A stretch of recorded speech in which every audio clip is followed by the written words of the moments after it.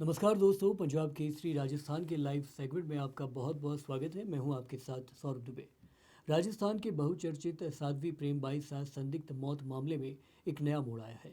साध्वी के social media account संभालने वाले भोमाराम ने मीडिया के सामने बड़े खुलासे किए हैं। क्या ये खुलासे हैं और पिता इसमें क्या रोल निभा रहे हैं और आखिर क्यों पोस्टमार्टम टाला गया है, ऐसे तमाम सारे सवाल इस पूरे मामले पर लगातार जनता के सामने पेश आ रहे हैं। ऐसे में इन तमाम सवालों, इन तमाम कयासों को समझने के लिए हमारे साथ इस वक्त मौजूद है जोधपुर से हमारे संवाददाता जितेंद्र डूडी जी। जितेंद्र जी, बहुत बहुत स्वागत है। लगातार पैनी नज़र बनाए हुए हैं इस पूरे मामले को लेकर। एक जो सवाल लगातार जनता दर्शकों के बीच में है वो ये है कि ये जो इंस्टाग्राम पोस्ट आखिर साध्वी प्रेम बाइसा का आया था, उसको लेके क्या कुछ खुलासे हो रहे हैं? क्योंकि जो सोशल मीडिया हैंडल उनका संभालता था, उन्होंने भी एक हालिया मीडिया इंटरव्यू में कई बड़े खुलासे किए हैं। जी जितेंद्र जी। बिल्कुल सौरभ देखिए साध्वी प्रेम बाइसा का मामला अब दिन ब दिन जो है कॉम्प्लिकेट होता जा रहा है। अगर बात करें सोशल मीडिया अकाउंट संभालने की तो बोमाराम नाम का एक व्यक्ति है जो सोशल मीडिया अकाउंट संभालता है, लेकिन जब उससे हम हमारे द्वारा जब पूछा गया तो उसने कहा कि ये पोस्ट करने के लिए मुझे जो है साध्वी जी के पिताजी भीमनाथ ने उनको कहा था कि आप ये पोस्ट कीजिए, और उन्हीं ने ही जो है साध्वी जी का मोबाइल उनको दिया था पोस्ट करने के लिए। हालांकि ये पोस्ट उनके डेथ के ठीक 4 घंटे बाद जो है सोशल मीडिया पर पोस्ट हुई थी। इसको लेकर के ही सारे जो है सवालों के घेरे में ये सारी चीजें आने शुरू हुई है।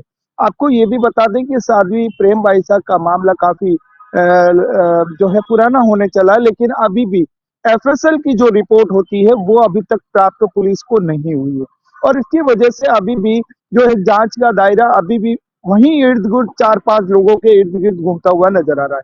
पहली जो अब तक जो पुलिस ने जो पूछताछ की है, तकरीबन 34 से अधिक लोगों से पूछताछ की जा चुकी है। इसके अलावा जो है कई फोन के जो है उनके फोन के खंगाला जा रहा है। इसके अलावा जो उनके पिता है, उनके सेवादार जो है सुरेश, उससे, इसके अलावा भोमाराम, इसके अलावा जो प्रेक्षा अस्पताल के जो नर्सेज है, उसके डॉक्टर्स है, तमाम लोगों से पूछताछ की जा रही है। तमाम लोगों से अभी भी पूछताछ लगातार की जा रही है। बात अभी भी जो है पुलिस के हाथ खाली है, क्योंकि एफएसएल की रिपोर्ट अब अभी आनी बाकी है। अगर मैं साधारणतः एफएसएल की बात करूं तो जो रिपोर्ट होती है साधारणतः 1 से 1.5 महीने के भीतर आती है, लेकिन ये थोड़ा मामला कॉम्प्लिकेटेड है, तो पुलिस भी इसमें जो है जल्दी एफर्ट लगाकर इसको जल्द मंगवाना चाहती है, जिसके तकरीबन 10 से 15 दिन का समय लगता है। तो अभी एफएसएल की रिपोर्ट आनी शेष है, उसके बाद ही जो है तमाम पहलुओं को पुलिस खोलेगी, और तमाम पहलू जो पर्दा है इस साध्वी प्रेम बाइसा के का मामले का वो खोला जाएगा। तो कहीं ना कहीं कह सकते हैं कि अभी भी पुलिस के हाथ खाली है और अभी भी कोई गिरफ्तारी अभी तक हो नहीं पाई है। जी बिल्कुल जितेंद्र जी, काफ़ी विस्तृत रूप से आप जानकारी भी दे रहे हैं। एक लगातार जो सवाल इस मामले में उठ रहा है वो पोस्टमार्टम को लेके भी उठ रहा है। हालांकि आपने बताया भी एफएसएल रिपोर्ट को लेके, लेकिन अगर इस पे थोड़ा तफसील से बात कर पाएँ कि पोस्टमार्टम में क्या कुछ खुलासे होने की संभावित थी और क्या कुछ अभी तक अपडेट आपके पास है पोस्टमार्टम को लेकर? देखिए, अगर मैं प्रारंभिक पोस्टमार्टम की रिपोर्ट की बात करूं तो जो चीजें होती हैं वो बाहरी शरीर के बाहर जो नजर आती है वो रिपोर्ट होती है। उसमें डॉक्टर्स को ना तो कोई बाहरी चोट के निशान है, ना गला घोंटने का निशान है, ना कोई ऐसे धारदार हथियार के कोई निशान है। तो प्रारंभिक जो पोस्टमार्टम रिपोर्ट कह सकते हैं कि उसमें कुछ भी किसी प्रकार की नहीं निकली। वहीं एफएसएल की जो रिपोर्ट होती है उसको लेकर के अब इंतजार किया जा रहा है, उसमें बहुत कुछ है। पुलिस ने यहाँ तक कि जो जो जो उनके साथ थे, जिस दिन साध्वी ने अंतिम सांस ली थी, उस दिन उस गाड़ी में कौन कौन थे, उनके घर में कौन कौन थे, उन सबसे पूछताछ की गई। वहां लगे सीसीटीवी खंगाले गए थे। इसके अलावा साध्वी के आश्रम से लेकर प्रेक्षा अस्पताल के बीच की दूरी, जो कितने समय में गाड़ी पूरी कर सकती है, उसके time to time, minute to minute निकाला गया। उनमें पहुंचने में कितना समय लगा, अगर समय लगा तो वो क्यों लगा, कहाँ ठहरे, ये इतनी देर क्यों रुके, रुके तो उनके साथ कौन कौन थे। जिस तरीके से जो बोमाराम ने खुलासे किए हैं, बोमाराम का कहना है कि साध्वी और जो साध्वी बीरमानाथ जी के गोदी में थी, यानी लिटाई हुई थी, और उस समय साध्वी जी के मोबाइल उनके पास थे।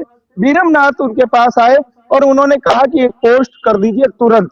तो उन्होंने कहा कि पोस्ट कैसे करूं, तो उन्होंने प्रेम बाइसा का जो मोबाइल था वो दिया था।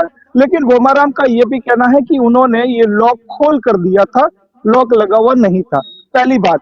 दूसरा, जब उनको फोन दिया गया तो पोस्ट क्या करनी है उसको लेकर के भी भूमाराम ने खुलासे किए कि जो पोस्ट लिखी गई थी वो ऑलरेडी पहले लिखी हुई थी, उसको सिर्फ पब्लिश करना शेष था।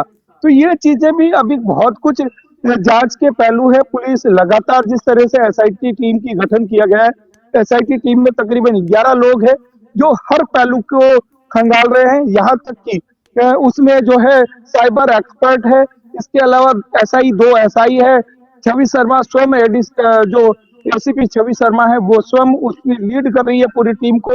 तो कहीं ना कहीं कह सकते हैं कि पूरी टीम लगी हुई है, लेकिन अभी तक भी इस रहस्य का पर्दा उठना शेष है। जी सौरभ।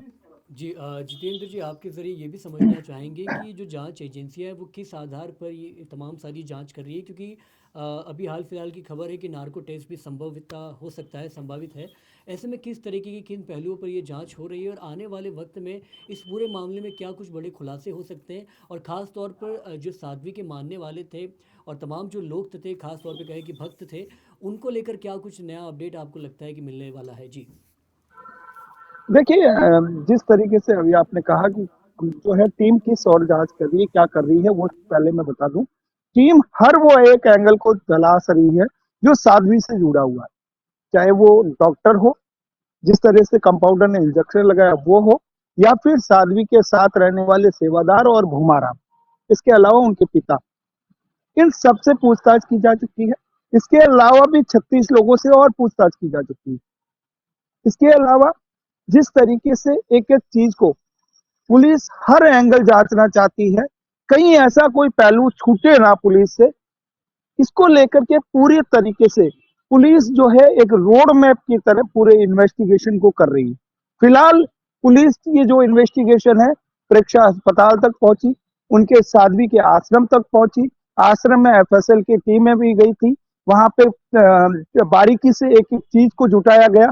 साध्वी किससे पानी पीती थी, कौन सा थाल इस्तेमाल करती थी, कौन से बिस्तर इस्तेमाल करती थी, कौन से जो है सेल फोन इस्तेमाल करती थी, तमाम उन पहलुओं को पुलिस छू रही है ताकि कोई ऐसा चीज बच नहीं पाए। रही बात दूसरी, उनके जो साधक है, साधक अभी फिलहाल मौन है, क्योंकि साध्वी का जब अंतिम क्रियाएं की गई थी उस समय वहां साधु संतों का जमावड़ा था। साधु संतों ने वहां पर पूरे जन सैलाब जब जुटा हुआ था, उस समय एक बात कही थी और मंच से कही थी कि साध्वी को लेकर किसी प्रकार की रिपोर्ट आए, चाहे एफएसएल की आए चाहे पुलिस की रिपोर्ट आए, लेकिन कोई भी व्यक्ति उस पर जो है आवाज नहीं उठाएगा। तो कहीं ना कहीं कह सकते हैं कि साधक मौन इसलिए है क्योंकि संतों ने उन्हें स्पष्ट इंस्ट्रक्शन दे चुके हैं कि कैसी भी रिपोर्ट आ जाए लेकिन आपको अब आवाज नहीं करनी है साध्वी को लेकर। उसका रीजन ये माना बताया गया कि साधु संत जो है सन्यासी होते हैं और जाने के बाद उनकी जो इच्छा होती है, जाने के बाद उनका जो शरीर होता है वो पूजनीय हो जाता है। और इसी पूजनीय के चलते अब किसी प्रकार का कोई द्वेष भावना नहीं रखनी है, किसी प्रकार की कोई उसमें जो है आपको इंटरफेयर नहीं करना है, ना कोई धरना प्रदर्शन करना है। तो इस वजह से साध्वी के जितने भी जो प्रशंसक है वो बिल्कुल जो है चुप बैठे हैं। लेकिन पुलिस चुप नहीं है, पुलिस लगातार अपना काम कर रही है। लगातार जो है जिस तरीके से आपने जो कंपाउंडर था उनका भी इंटरव्यू कुछ समय पहले आया था, उन्होंने भी कहा कि मैंने वो चीजें की है जो पहले से साध्वी को चल रही थी, मैंने कोई नया इंजेक्शन नहीं दिया था या नई कोई ऐसी प्रशिक्षित नहीं दिया गया था जिसकी वजह से उनको कोई नुकसान पहुंचे। यानी कहीं ना कहीं पुलिस नहीं चाहती कि जो संतों का जो कुनबा है वो कहीं ना कहीं आक्रोशित हो और ये बात बहुत कुछ फैल जाए, इसलिए वो भी बहुत फूक फूक पर कदम रखी जा रही है। जी। जी, बहुत बहुत शुक्रिया जितेंद्र जी इतनी सारी जानकारी के लिए। लगातार राजस्थान में फ़िलहाल ये मुद्दा काफ़ी ज़्यादा सरगर्मियों में है और तमाम सारे जो दर्शक हैं वो लगातार इस ख्वाहिश में थे कि इस पूरे मामले को लेकर ताज़ा तरीन अपडेट मिलते रहे। जितेंद्र जी, आपके ज़रिए दर्शकों तक ये पहुंचाया गया है कि क्या कुछ साध्वी प्रेम वाइसा के मौत के मामले में हुआ है, हाल फिलहाल की जांचें किस दिशा की ओर आगे बढ़ रही है और फिलहाल तमाम सारी जो जांच एजेंसियां हैं वो किन टेस्ट के ज़रिए इस तरीके के आने वाले वक्त में खुलासे कर सकती है।